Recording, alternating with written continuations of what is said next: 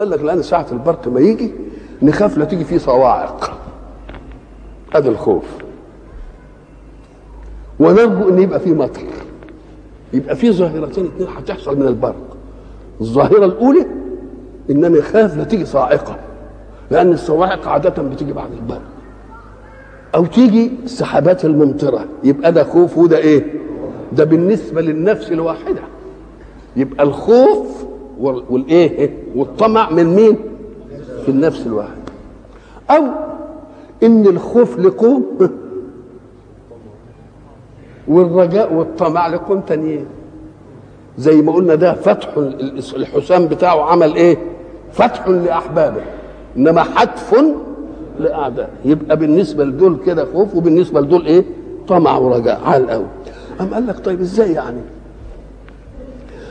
كنا ونحن في السعوديه بلد اسمها الشريعه بين الطائف ومكه، حدثنا امير الشريعه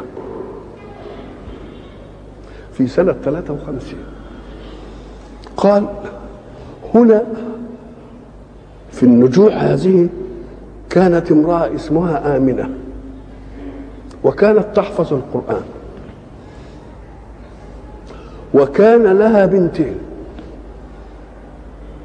تزوجتا، وكل زوج اخذ زوجته في مكان.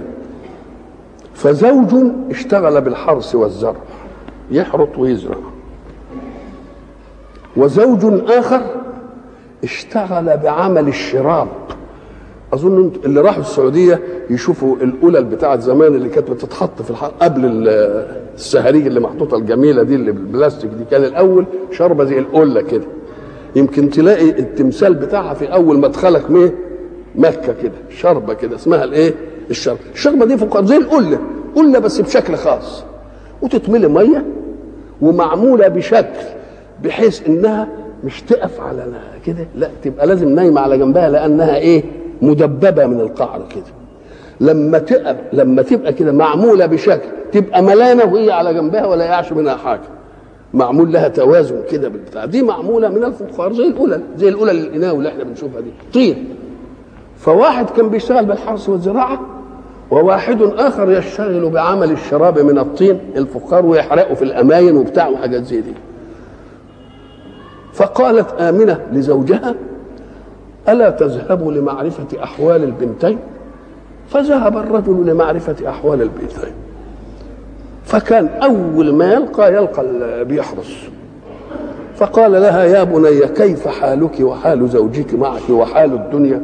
قالت: يا أبت أنا معه على خير وهو معي على خير، وأما حال الدنيا فادعوا الله لنا أن ينزل المطر، لأننا حرسنا الأرض وبذرنا البذر وفي انتظار ري السماء. فرفع يديه وقال: اللهم إني أسألك الغيث لها. وسكت وذهب إلى الأخرى فقال: ما حالك وما حال زوجك وما حال؟ قالت: حالي خير وكلنا مبسوطين قوي، بس ادعي يا أبويا، إحنا عاملين الشراب من الطين، فادعي ربنا إن الدنيا ما تشتيش، لأنها لو شتيت تبوش فيعمل يا بنت إله الدنيا ما تشتيش. وذهب إلى المين؟ إلى امرأته: ما حال البنتين؟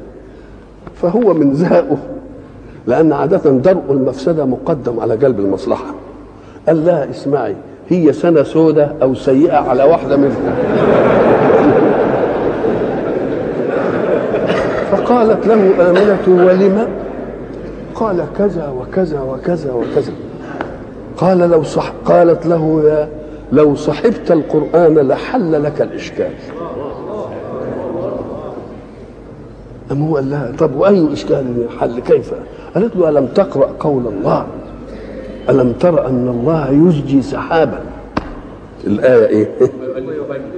سؤال: ثم يؤلف بينه ثم يجعله ركاما يجتمع كده، فترى الودق يخرج من خلاله وينزل من السماء من جبال فيها من برد فيصيب به من يشاء ويصرفه عن من يشاء.